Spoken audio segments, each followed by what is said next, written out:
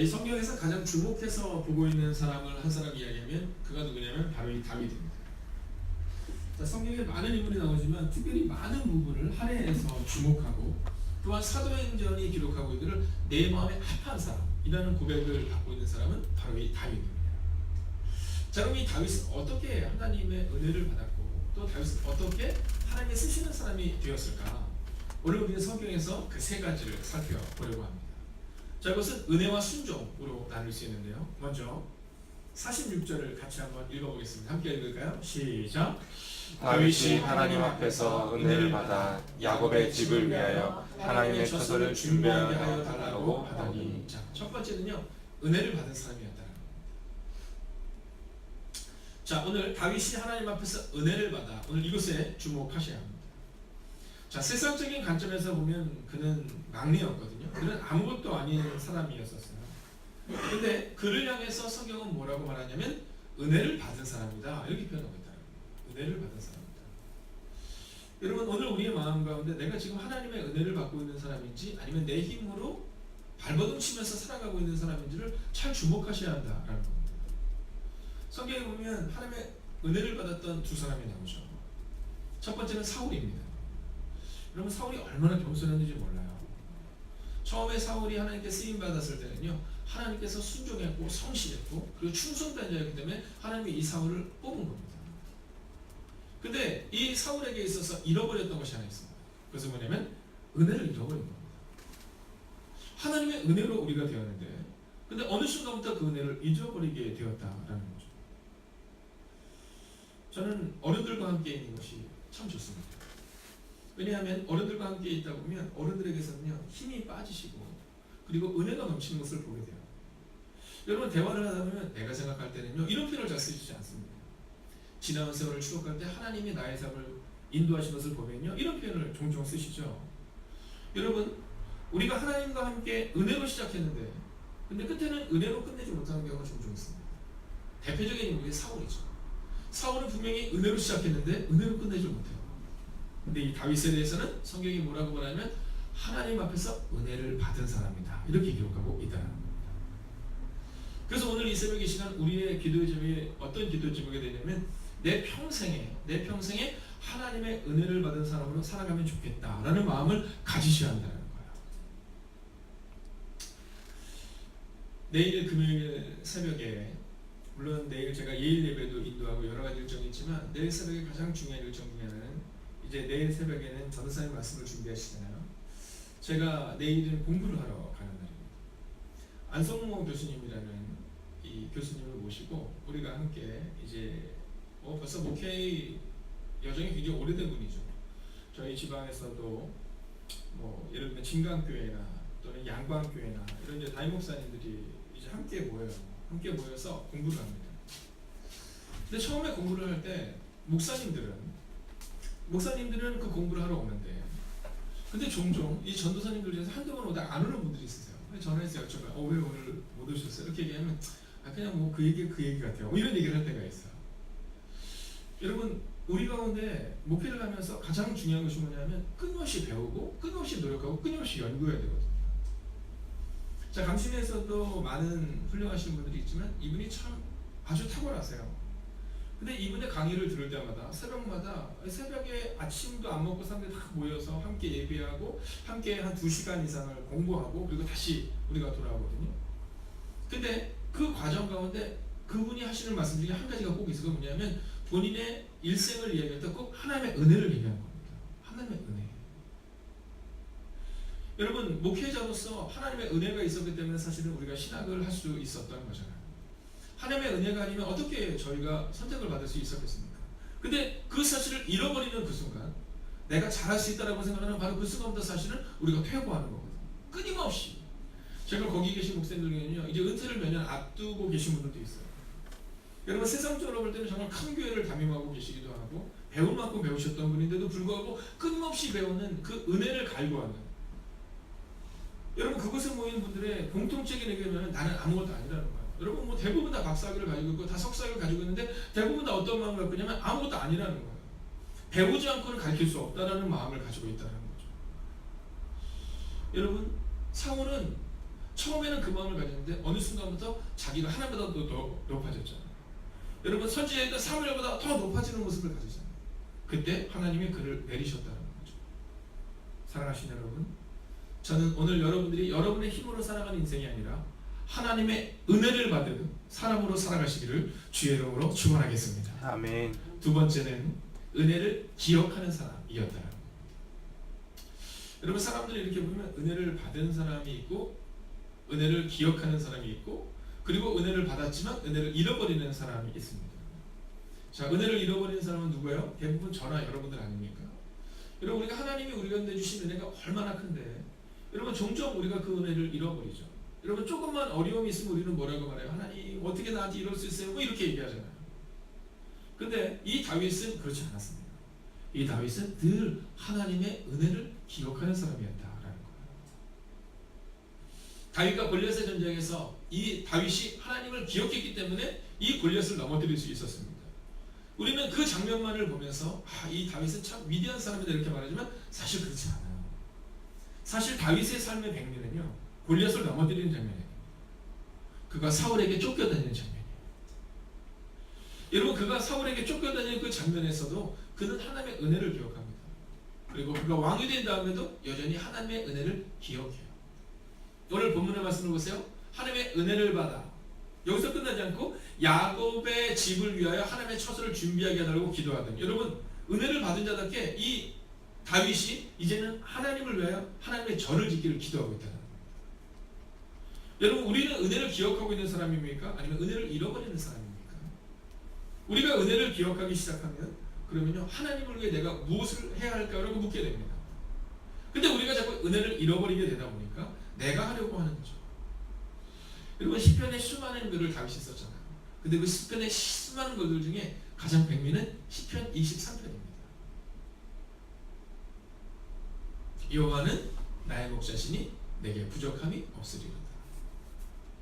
여러분 다윗은요 하나님이 나와 함께함으로 만족했다는 거예요. 여호와는 나의 목자시니 내가 부족함이 없습니다. 여러분 정말 부족함이 없었습니까? 부족함이 너무 많았죠. 여러분 생각해보세요. 쫓겨다닌 때가 언제입니까? 아들에게도 쫓겨다니잖아요. 여러분 사울에게 얼마나 오랫동안 쫓겨다닙니까? 그런데 그는 뭐라고 말하냐면 내게 부족함이 없다는 거예요. 그가 나를 푸른 풀밭에 누이시며 쉴만한 물가로 인도하시는 거예요. 여러분 다윗은 많은 영토가 다윗의 꿈이 아니었어요. 롯처럼 좋은 땅이 다윗의 꿈이 아니라 하나님의 인도하시는 그 땅이 그냥 하나님의 꿈이었다는 겁니다. 여러분 하나님이 인도하시는 그 땅에 있을 때 하나님이 인도하시는 그 장소에 있을 때 다윗은 행복했다는 거예요. 내 영혼을 소생시키시고 자기 이름을 위하여 의의 길로 인도하시는 거예요. 여러분 다윗은요 하나님이 내 길을 인도하실 거라는 확신이 있었어요. 여러분 여러분에게는 어떤 확신이 있습니까? 우리는 조금만 어려우면 사무엘처럼 하나님을 향하여 기도하는 것이 아니라 우리는 다윗처럼 나아가는 것이나 바울처럼 하나님을 보며 부르짖는 것이 아니라 사울과 같은 모습을 가지고 나아갈 때가 있잖아요. 이거 아닌 것 같아요. 여러분 요셉이 만약에 애굽의 노예로 팔려가지 않았다면 그러면 그는 어떤 삶을 살았을까요? 여러분 전지적 관점에서 우리가 성경에 있는 사람들을 보면 하나님의 인도하심을 보는데 우리는 우리 자신을 전지적 관점에서 보지 못하는 거예요. 여러분 오늘 이 새벽 이 시간 제가 선포하겠습니다. 여러분 크게 아멘 해주십시오. 사랑하신 여러분 하나님이 여러분을 가장 좋은 길로 인도하신다는 확신을 가지고 오늘을 살아가시기 바랍니다. 아멘. 여러분 우리만의 그 마음이 있어야 됩니다. 조금만 어려우면 사울처럼 발버둥 치고 막 이거 안 된다 이렇게 얘기하는 것이 아니라 내 영혼을 소생시키시고 자기 이름을 위하여 의의 길로 인도하신다. 여러분 우리가 하나님의 자녀라면 그분의 이름을 위하여 우리를 인도하신다는 겁니다. 여러분 항상 한번 상상해 보세요. 성경에 나오잖아요. 자녀는 부모의 면류관이라고 말하잖아요. 여러분 우리가 하나님의 자녀인데 하나님의 그분의 이름을 위하여 우리를 엉뚱한 길로 인도하시겠냐는 거예요. 우리가 엉뚱한 길로 가서 문제지 우리가 주님을 따라갈 때 그분은 의의 길로 인도하신다는 겁니다. 내가 사망의 음침한 골짜기로 다닐지라도 해를 두려워하지 것은 주의 지팡이와 막대기가 나를 안위하시나이다. 여러분 문제가 있어도 너무 두려워하지 마세요. 하나님이 나를 지키신다라고 성경이 말하고 있잖아요. 그리고 시편 23편의 백미는 마지막에 이렇게 기록합니다.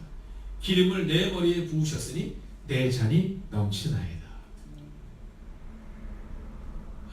여러분 오늘 우리의 삶은 넘치는 삶이에요. 여러분 건강을 주셔서 이 자리에 나와 함께 기도하는 것만으로도 이 자리에 있다는 것만으로도 얼마나 큰 은혜예요. 함께 예배할 수 있는 처소가 있다는 것만으로도 얼마나 큰 은혜입니다.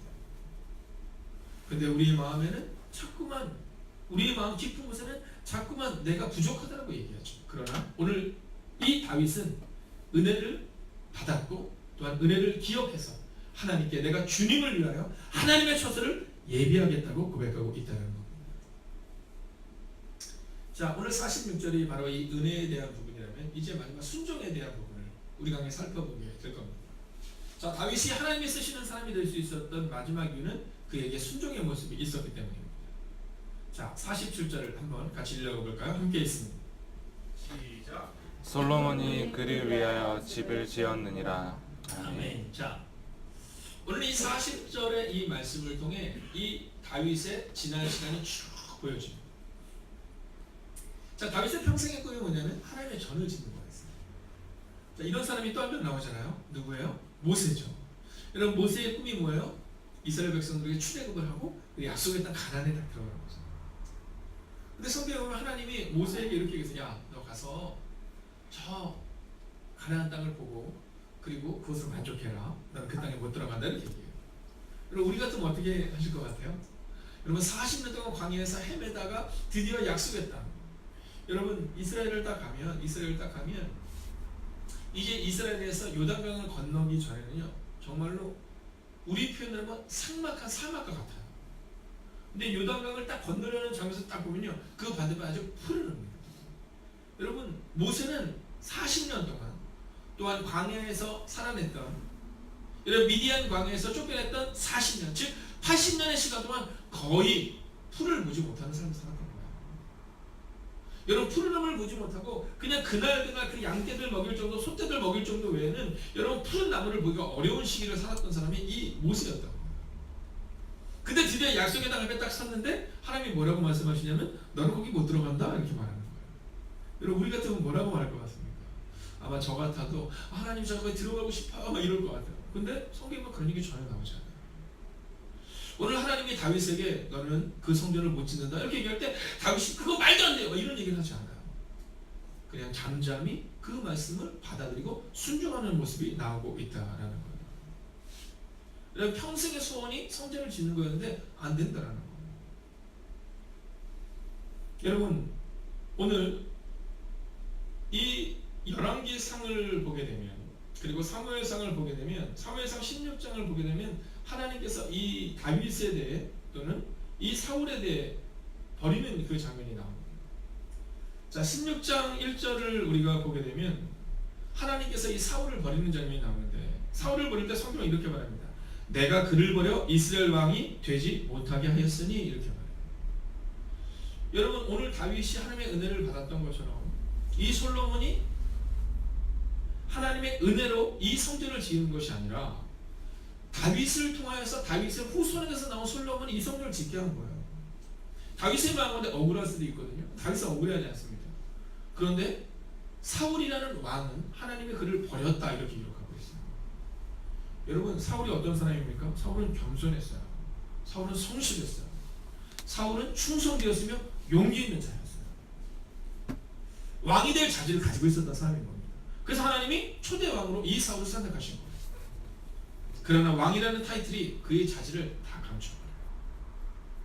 자신의 잘못을 인정하지 않고 변명과 그리고 하나님과 사무엘보다, 선지자보다 더 자기를 드러내기 시작합니다.